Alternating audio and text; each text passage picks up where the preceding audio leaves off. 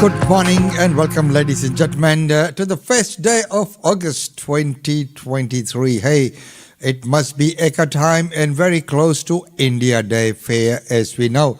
Well, right now, let's get on with some of the news. Let's see what's making news on this first day of August 2023. What's happening in federal parliament as it returns from its winter break today? This week, with another showdown looming between Labor and the Greens over the one bill that the government has so far failed to pass. The PM isn't ruling out using the stalemate as a trigger for an early election. It has felt like a particularly long winter break for federal parliament this year. A rare pause in the seemingly relentless crises of natural disaster and pandemic and elections saw more politicians than normal clock out and head overseas and away from the news cycle. That has just made the return to Canberra today all the more frenetic. The Prime Minister's move on Friday to float an early election trigger saw the government struggling to get the conversation off election speculation and back onto the substantive issue of housing policy. But the coalition had its own problems. This story in The Australian this morning, which predicted that Peter Dutton would pledge to overturn the budget's increase in the base rate for the unemployment benefit job seeker, sent the morning news cycle off into a spin. PM, there's a bit of a battle emerging over job seeker. The Libs are going to announce today that they're going to oppose that. If the safety net bill does not pass this sitting, this fortnight, there won't be an increase in payments be able to be made by September 20. So this is just madness. The opposition leader Peter Dutton has already signalled that the coalition will not support the increase in job seeker. But a few hours later, the opposition leader emerged after 2 weeks' leave to say the coalition would support the increase if their alternative was defeated. The amendment won't get up because we don't have the numbers, and ultimately, if that goes down, as we suspect it will, unfortunately, because I think it's a good policy, then we'll support the government's increase of the $40. So we've been clear about that. Would you repeal it if you win the election? No. The opposition leader has been under pressure over allegations that, as Home Affairs Minister, he had been briefed in 2018 of an AFP investigation into allegations of bribery involving a person whose company was providing services to the offshore detention centre in Nauru. The government renewed its contract with an associated company the following month. As Minister, I had no involvement whatsoever in relation to the contract negotiations, the execution of the agreements, and that's true for all of the predecessors back to 2012. But obviously the government's playing games here. I'm very happy to co-sign a letter today with the Prime Minister referring these matters to the Integrity Commission. This afternoon, Home Affairs Minister Claire O'Neill announced that Dennis Richardson would conduct a review into her own department. She said serious issues emerged in recent weeks required a detailed and thorough investigation. Richardson, a former head of Defence, Foreign Affairs and Trade and ASIO, will consider any current and historic integrity issues relating to contracts and systems for managing offshore processing. He has also been asked to make recommendations to ensure Home Affairs processes and systems, quote, meet Australian standards for propriety and probity, and to make referrals to appropriate authorities for further investigation where necessary. But while the day in Parliament House was marked by the usual political sparring, questions had all been conducted under the shadow of foreboding flowing from events over the weekend. The nature of the activities which are being undertaken in the Whitsundays have transferred from being ones of search and rescue to an activity of recovery. The Australians we mourn today were taking part in Exercise Talisman Sabre, an unprecedented display of strategic cooperation and coordination driven by a common determination to preserve peace and security. This was the noble ideal that these 4 Australians volunteered to serve, uphold and defend. We mourn them, we will remember them, lest we forget. It is important that the country hears a very unified message from the government and from the opposition on dark days for our country. But much of the grist of question time concerned the issue that is front and centre for most Australians, the cost of living. Will this Prime Minister admit that Australian families and small businesses are worse off now than when his government was elected? Last week we had the figures of 0.8% CPI increase in the June quarter.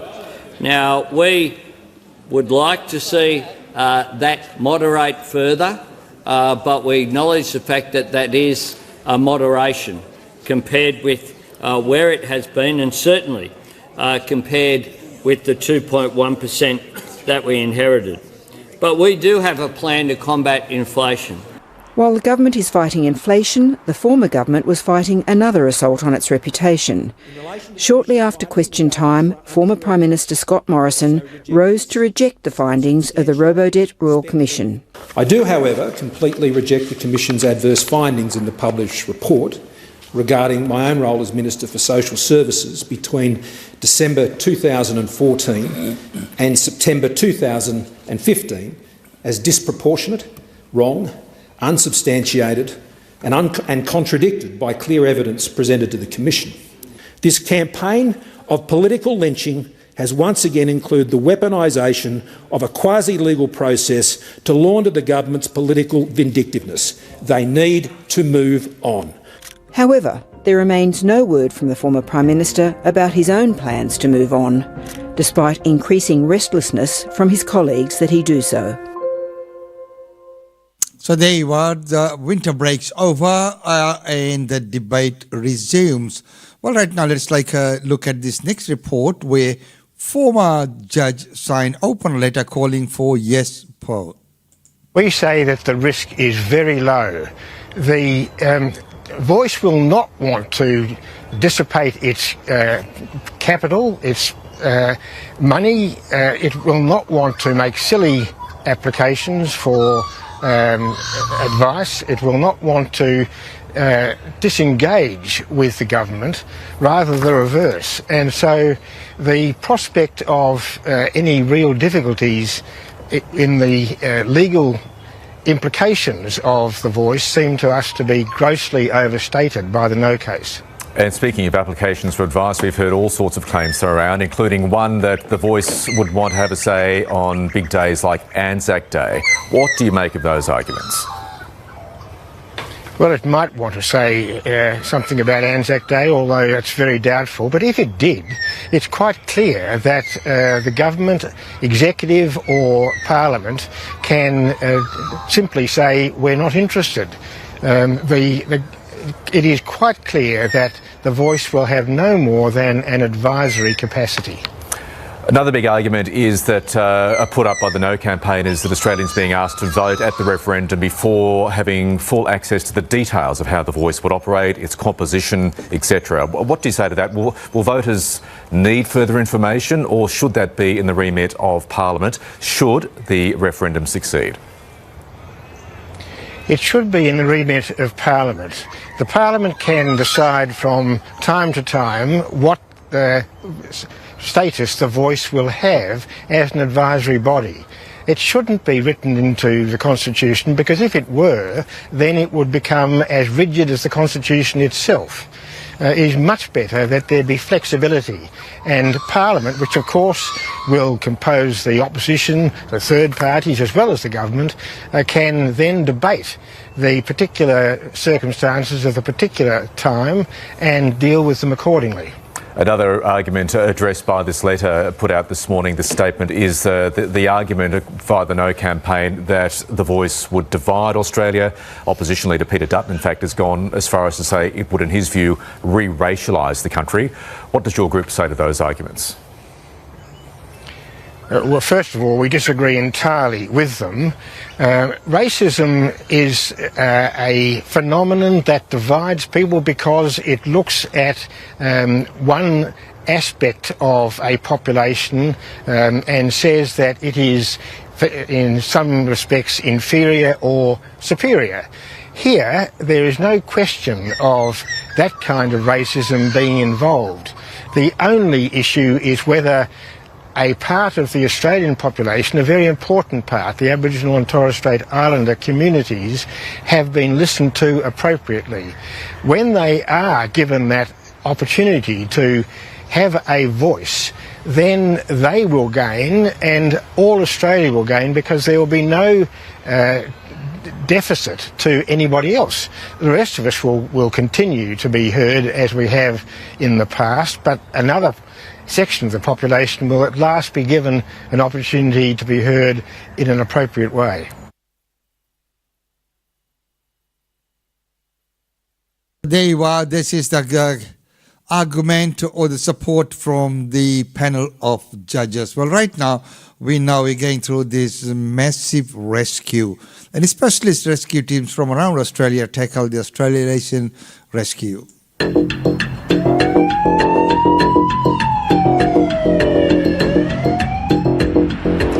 When we turn up at an accident, we are meeting somebody on potentially the worst day of their life. They're in pain, they've had airbags go off, they've had the impact, and then we turn up and start cutting cars. So by sliding this spine board in through the back and then down into the footwell beside the centre console. We're here today for our teams that are going to Adelaide to compete in the State Road Crash Rescue Championships, to train, working on some skills and some teamwork. This is a yearly event, the Australasian Road Rescue Organisation Challenge. We come in and we compete in various road crash scenarios. We've come across to Adelaide for the Australasian Rescue Challenge, competing in all aspects of both vehicle extrication, trauma challenge, CPR. Boys, can I get a priority primary on this car? We've got a patient in between. Thank you.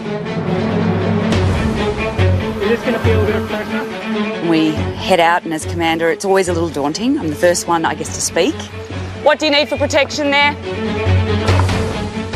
These scenarios, when we face them, are very confronting and decisions need to be made very, very quickly. Spinal was not a major concern. We just need this patient in. And this competition really replicates, I guess, the level of damage in really serious collisions we might see on the road. So you can see how much effort goes on into these rescue efforts and the amount of training and preparation, that goes on. They don't just turn up there like that. Well, let's take a look at something in real life with the police. In dense scrubland in Darwin's northern suburbs, the body of an unknown woman was discovered by a bushwalker in 1987. More than 35 years later, she finally has a face. Family may recognise the features of that person. Technological advancements have allowed forensic scientists to digitally reconstruct the Aboriginal person's features. Known only as the woman in yellow, her body was believed to be lying at the site in Leanya for up to 10 years before being discovered. Her identity still a mystery today. All we can really say is that she's an Aboriginal woman, aged roughly 18 to 30 years of age, and that when she was found there was a piece of yellow clothing found in her vicinity, so hence the woman in yellow. Last year, detectives solved another 25-year missing person mystery thanks to DNA technology, which saw a family in Arnhem Land reunited with their loved one's remains. Officers now hold hopes it could happen again. Technology at the time through DNA failed to produce any identification of the person. But obviously the changes in science evolves every single day. Police say they've triggered the search to mark the start of National Missing Persons Week. Currently, there are 64 unidentified human remains being assessed in the Territory. Cold case detectives are now calling for members of the public to come forward and provide any information, like the name of the unknown woman, or items or records or relevance that they may have at home, to help find an answer to solve this enduring top-end mystery. Matt Garrick, ABC News.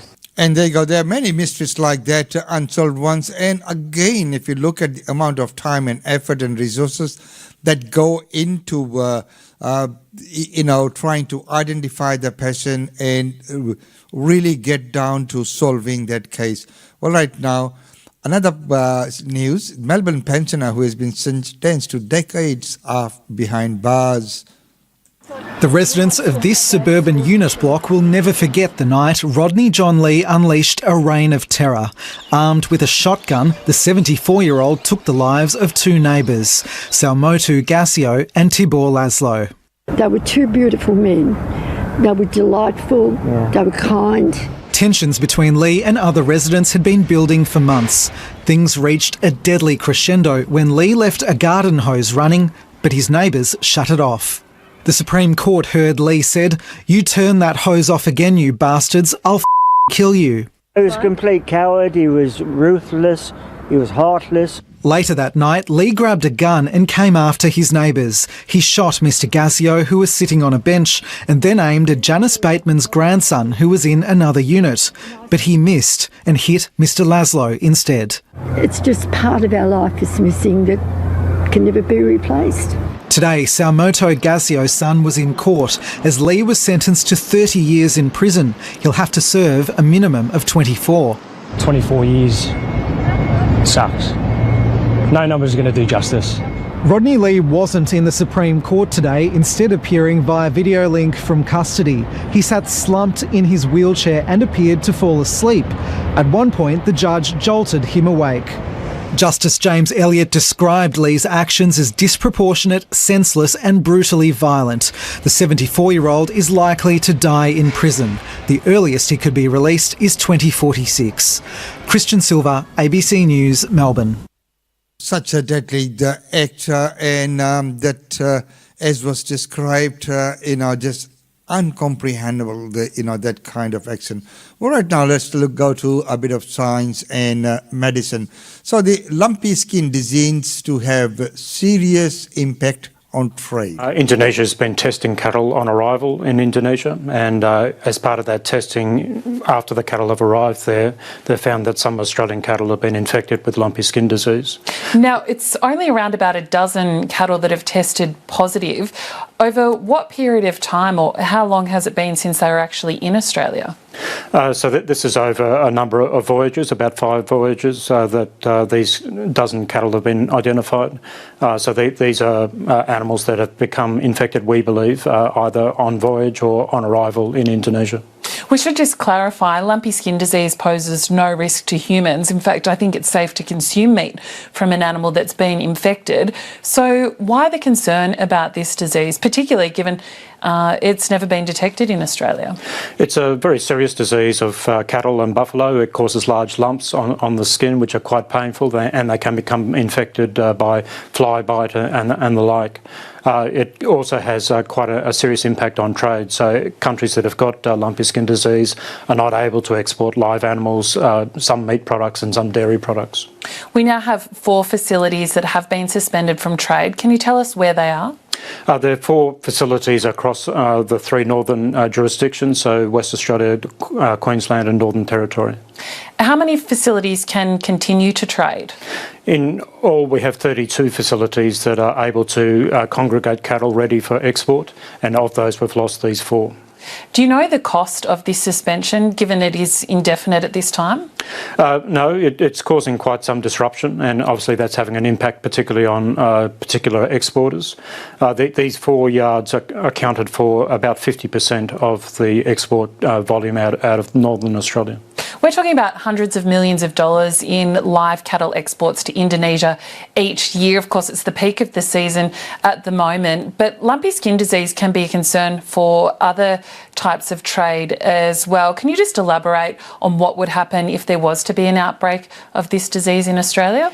If Australia were to contract lumpy skin disease, it would disrupt our ability to export live animals, particularly cattle and buffalo. But it may well disrupt our exports of beef and dairy products as well, skins and hides. There's a range of products that are affected. Is it the case that all of our trade deals with exporting nations for those products, be they beef or dairy, would actually have to be renegotiated if there was an outbreak here? Not all of them. Some of them already recognise that lumpy skin disease is not a disease of concern. As you say, it cannot pose a risk to humans, so the trade in meat should not be disrupted. But some countries continue to have lumpy skin disease as a condition on export of meat, and in those particular instances we'd have to renegotiate. The Indonesian government says these cattle that originated in Australia have the disease. What makes you so confident that it hasn't come from Australia? We're confident because we do a range of testing across Northern Australia. We continue the Northern Australian quarantine strategy.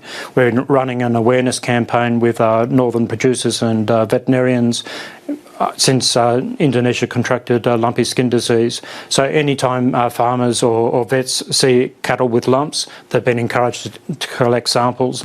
All of those samples have come back negative for lumpy skin disease. We do find cattle in the north are susceptible to insect bites. There's a lot of insects in the north, and there's ringworm affecting cattle as well. And they're some of the skin conditions that we're seeing at the moment. Because if this disease is transmitted, and I understand it's highly infectious between cattle and buffalo as well, it could actually spread via insects more likely than, say, human travellers, as Australians were warned to anticipate with foot and mouth disease.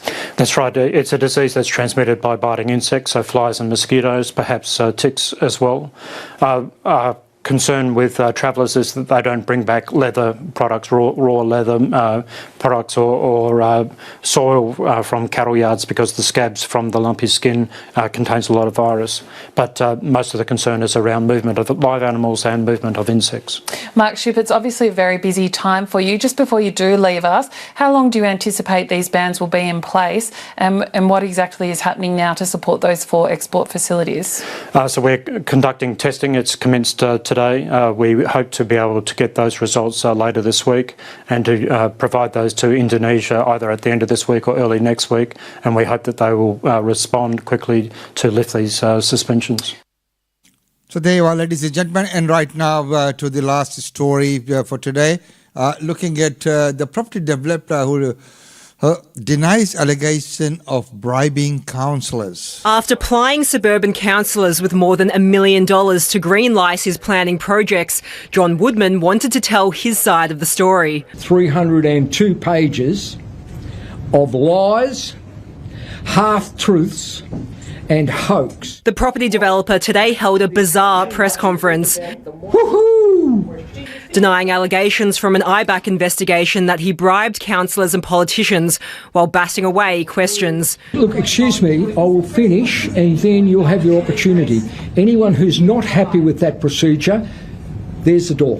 Mr Woodman was also joined by his main target, former Casey councillor Sam Aziz, who took more than $500,000 from the developer, sometimes in suitcases and secret meetings at Subway restaurants. Mr Aziz wanted to say something. This man is not speaking, I don't think. He's lost his voice, he's got a cold.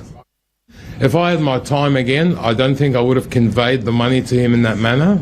But as Mr Woodman tried to make his case against IBAC, the body's former commissioner was making his own argument against the government at a parliamentary inquiry, accusing it of undermining the corruption watchdog. If members of parliament are not prepared to take issue with conduct of ministers, there is no form of accountability. Robert Redlich says the laws governing IBAC are too onerous when it comes to corruption. Integrity commissions should not be constrained by having to be satisfied that a crime has been committed. But the opposition's called out the government's behaviour. Did you ever bully anyone as the IBAC commissioner, any of your staff? I hope not. That's the way the Labor MPs acted today on this committee, like a gang of thugs trying to attack Robert Redlich for daring to hold the government to account. Mr Redlich's term ended 7 months ago and the government's under pressure to announce his replacement. Leanne Wong, ABC News, Melbourne. There you are, ladies and gentlemen, up to date on Australian Indian Radio. Hey, it's good to be back and on this first day of August 2023. Of course, with August, 3 things that come: the Westleys, the Eka and India Day Fair. So we will keep an eye on those and keep you updated. We might even be bringing some interviews on India Day Fair, how it's shaping up and what you can expect there this year. But that's on the 19th of August. So the countdown now begins. Well, we'll bring all the functions and events back from tomorrow. But for now, it's time to say goodbye.